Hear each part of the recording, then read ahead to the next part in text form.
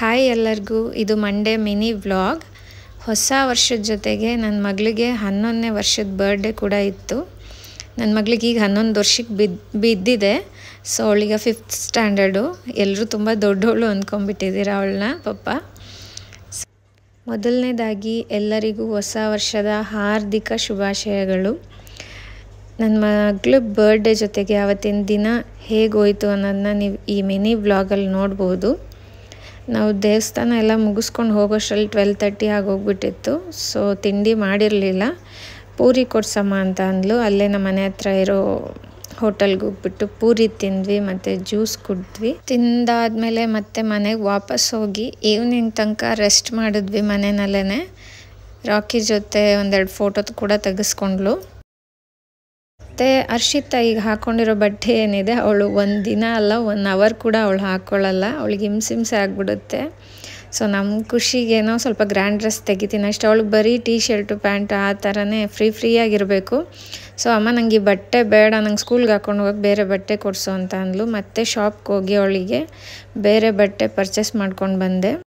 ಹಾಗೆ ಬರ್ತಾ cake order ಮಾಡಿದ್ದೆ. ಅದನ್ನು ಕೇಕ್ ಇಸ್ಕೊಂಡು ಮತ್ತು ಲೈಟಾಗಿ ಬಲೂನ್ಸು ಮತ್ತು ಅರೇಂಜ್ಮೆಂಟ್ಗೆ ಏನೇನು ಬೇಕೋ ಎಲ್ಲ ಪರ್ಚೇಸ್ ಮಾಡ್ಕೊಂಡು ಬಂದು ನಾನೇ ಮನೆಯಲ್ಲಿ ಸಿಂಪಲ್ಲಾಗಿ ಅರೇಂಜ್ಮೆಂಟ್ ಮಾಡಿದೆ. ಸೊ ಹೀಗಿತ್ತು ಅರೇಂಜ್ಮೆಂಟು. ಮತ್ತು ಫ್ರೆಂಡ್ಸ್ನ ಆಮೇಲೆ ನಮ್ಮ ಪೇರೆಂಟ್ಸ್ನೆಲ್ಲ ಇನ್ವೈಟ್ ಮಾಡಿದ್ದೆ. ಅವ್ರು ಬರೋಷ್ಟರಲ್ಲಿ 8:30 ಆಗಿತ್ತು. ನಮ್ಮ ಹರ್ಷು ಫೀಲ್ ಮಾಡ್ಕೊತಾ ಇರ್ತಾಳೆ, ಅಮ್ಮ ನನ್ನ ಬರ್ಡೇ ನ್ಯೂ ಇಯರ್ಗಾಗಿದೆ, ರಜಾ ಕೊಟ್ಟಿರ್ತಾರೆ ಅಂತ ಹೇಳ್ಕೊಂಡು. ಅಂದರೆ ಅವಳಿಗೆ ಸ್ಕೂಲಲ್ಲಿ ಸೆಲೆಬ್ರೇಷನ್ ಮಾಡ್ಕೊಳ್ಳೋಕೆ ಇಷ್ಟ.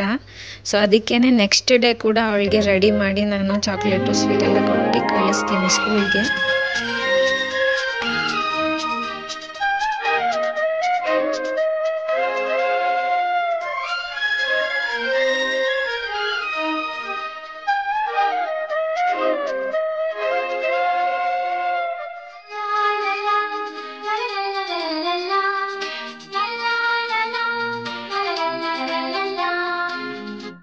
ನಗುತ್ತಾ ಕಾಡು ನೀನು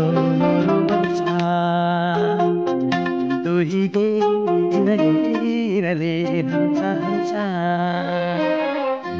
ನೆಕ್ಸ್ಟ್ ಡೇ ನನ್ನ ಮಗಳಿಗೆ ಈ ಥರ ರೆಡಿ ಮಾಡಿ ನಾನು ಸ್ಕೂಲಿಗೆ ಕಳಿಸಿದ್ದೆ. ಚೆನ್ನಾಗಿ ಕಾಣ್ತಾ ಇದ್ಲು ಈ ಡ್ರೆಸ್ನಲ್ಲಿ ಕೂಡ. So thanks for watching. Once again happy new year to all. ನಮ್ಮ ಮನೆಯಲ್ಲಿ ಹೊಸ ವರ್ಷನ ಈ ರೀತಿ ಆರಂಭ ಮಾಡಿದ್ದೀವಿ. ನಿಮ್ಮ ಮನೆಗಳಲ್ಲಿ ಹೊಸ ವರ್ಷನ ಯಾವ ರೀತಿ ಸೆಲೆಬ್ರೇಟ್ ಮಾಡಿದ್ರಿ ಅಂತ ಕಮೆಂಟ್ ಮಾಡಿ. ಆ್ಯಂಡ್ ನಿಮಗೆ ವಿಡಿಯೋ ಇಷ್ಟ ಆಗಿದ್ರೆ ಲೈಕ್ ಮಾಡಿ. Thank you.